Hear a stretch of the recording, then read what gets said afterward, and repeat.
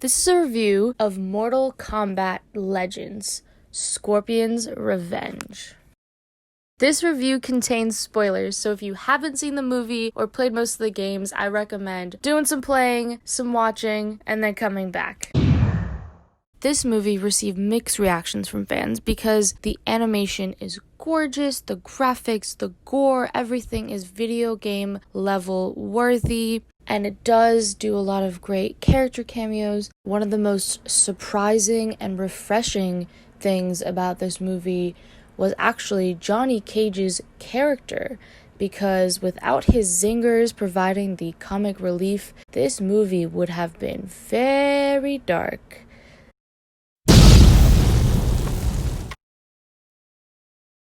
Essentially, it's a reboot of the 1995 live-action version of Mortal Kombat, where we get that introduction into the Mortal Kombat tournament, but this movie does it from the perspective of Scorpion.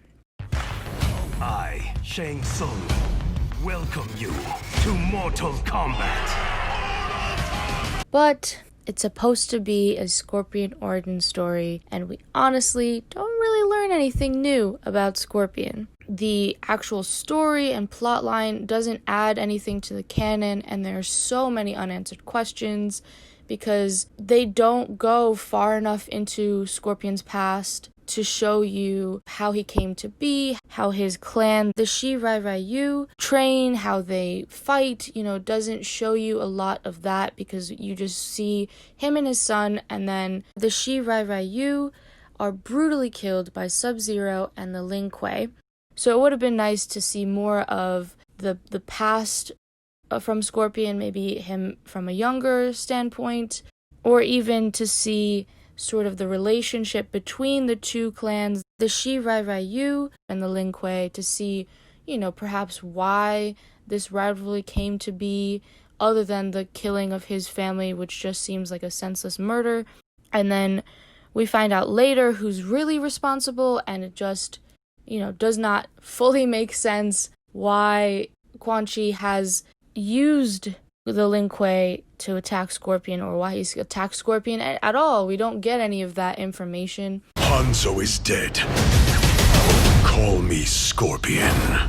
And there's also very little interaction between the real Sub-Zero and Scorpion, because when the Scorpion goes to attack him, they don't actually, exchange words. Scorpion just says, "You'll pay for killing my family," and then that's it. Sub-Zero, looks a little confused, but he doesn't say anything before he's mutilated. So we don't know much more than we would have known playing the games. So that's what's really unfortunate here, because fans were definitely hoping and expecting to learn something new, to have some more character development and some more insights into Scorpion's story. Unfortunately, that was not the case, and what would also have been really cool is to see Scorpion come out of the Nether Realm and see how he got his powers with the hellish fire and all of those things, but we don't see any of that either. So we definitely think that this is one of those films that is good introduction into the franchise, but if you're a true fan, it's a bit of a letdown. However, the graphics are phenomenal. It really does use a lot from the video game, especially those signature moves, from the brutalities, the fatalities, and the fatal blow sequences. A lot of that is in the film. From the Mortal Kombat 11 game, you can sort of see a lot of similarities. And the X-ray attacks, which became popular in the 9th and 10th and 11th games, where you see those sort of bone-crushing close-ups, that is also featured in the film a lot.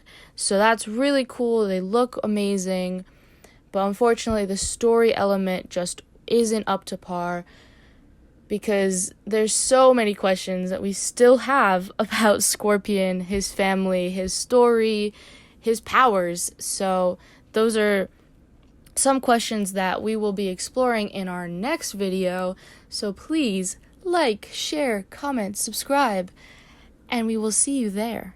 Thank you so much for listening. This is actually our very first YouTube video, so we really appreciate the support.